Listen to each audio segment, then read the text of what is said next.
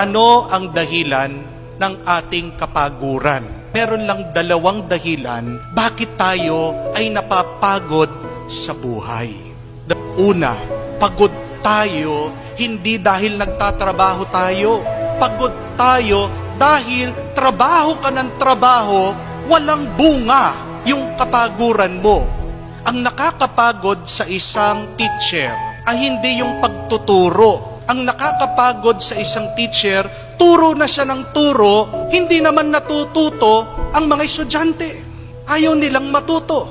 Ang nakakapagod para sa isang OFW ay yung malayo na nga siya sa kanyang pamilya, nagsasakripisyo siya, nagtitiis na hindi kumain, nagtitipid habang nasa ibang bansa, ay yung mga pinapadala pala niyang pera dito, winawaldas, sinasayang, wala palang nag-iipon, nag-invest nga, niloko pa.